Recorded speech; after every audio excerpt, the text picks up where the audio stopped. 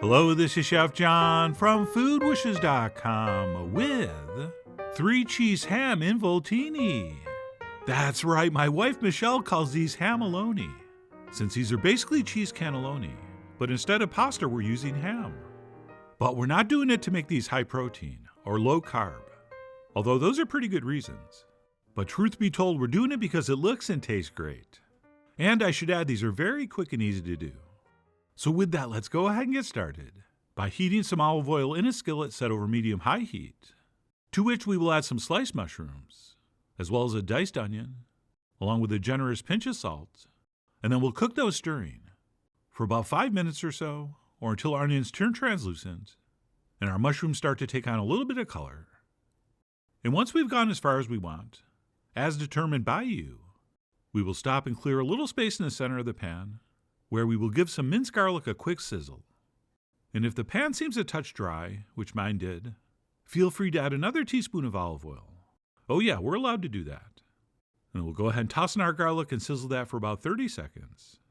And once that's been accomplished, we will add our last veggie, which for me is going to be some diced red bell pepper, although any sweet and or hot pepper will work. And we'll stir that in, and we'll cook that for another minute or two, or until those peppers just barely start to get tender. Right, we don't have to cook things too long, because this is all going to get baked in the oven for about 25 minutes. And while we're doing that, we can add the last couple ingredients, which we could have added at any point, which is going to be a pinch of freshly ground black pepper, as well as a few shakes of cayenne. And that's it. After cooking that for a couple minutes, we'll go ahead and turn off the heat, and we'll transfer that into whatever dish we're going to bake our involtini. And yes, this would have looked nicer if I had a slightly larger dish, so you can see more of that veggie underneath. But the smaller the dish, the more moisture you're going to retain, which is sort of what I was going for. Okay, if we did this in a bigger, shallower pan, we would have had more evaporation and would have ended up with a slightly drier vegetable mixture, which, depending on who you ask, may or may not have been a problem. But I guess the point is you can cook this in any size dish or pan you want, but I generally go with the smallest one that will fit everything. And once that's distributed nice and evenly, we'll simply set that aside until needed. And we can move on to the extremely easy 3 cheese filling, which starts with some beautiful ricotta cheese, and I'm using something called basket ricotta, which as you can see is relatively firm and dry. Okay, if you're going to use one of those cheap wet ricottas from the store, which is okay, you really should drain it overnight to get rid of the excess moisture. But anyway, to our ricotta, we will add some Parmesan. And then if you had to guess the third cheese, you'd of course say mozzarella, but I'm actually going to use Monterey Jack, which, as you know, I often substitute for mozzarella in recipes, since it melts almost exactly the same way, but it has a lot more flavor. So I'm going Jack. And then what we'll do is season that up with some salt, as well as some freshly ground black pepper, and then a little touch of freshly grated nutmeg, which is so far superior to the stuff you buy ground that it's not even comparable. And then we'll finish up with a couple tablespoons of freshly chopped Italian parsley. And that's it. We'll take our spoon and give this a good mix. Oh, and in the spirit of full disclosure, since I had a little bit of fresh oregano around, I actually put in a couple teaspoons of that as well. But as with all cheesy fillings, you go ahead and put whatever herbs and spices you want. I mean, you are, after all, the great Santini of your 3 cheese ham involtini.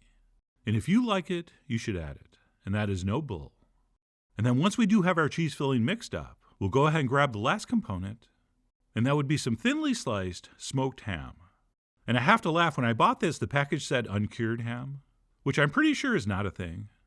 I believe uncured ham is just called sliced pork. But anyway, cured or not, you're going to need some thinly sliced ham. And I'm doing 4 portions, so I need 4 slices.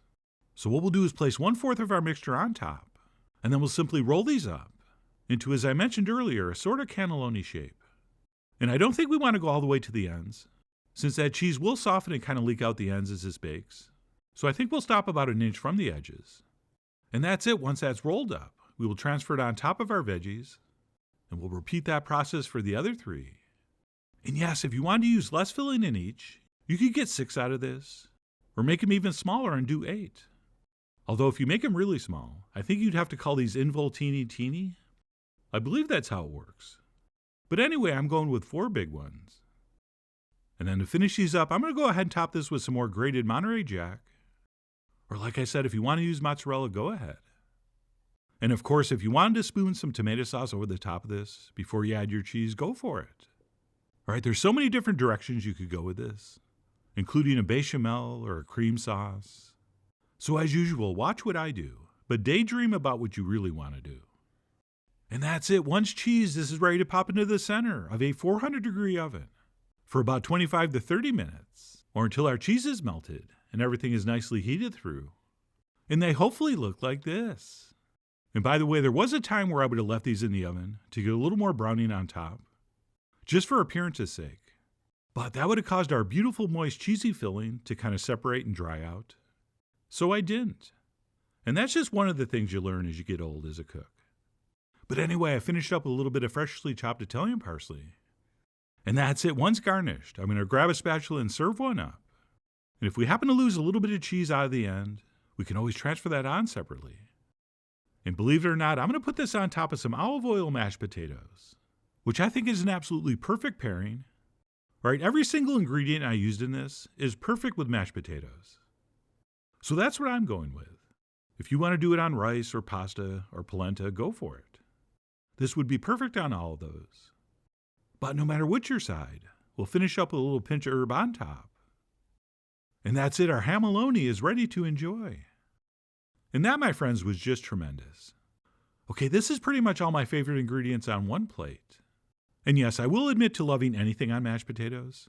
But here, especially because I did them with olive oil instead of butter, I just thought it worked together exceptionally well. And by the way, the real point of this video is just the rolling the cheese filling in the ham technique. Okay, what you put underneath, or maybe on top, is going to be totally up to you. And there are just countless variations you could do with this dish. Oh, and before I finish up, one quick thing. There is more than one way to eat less meat.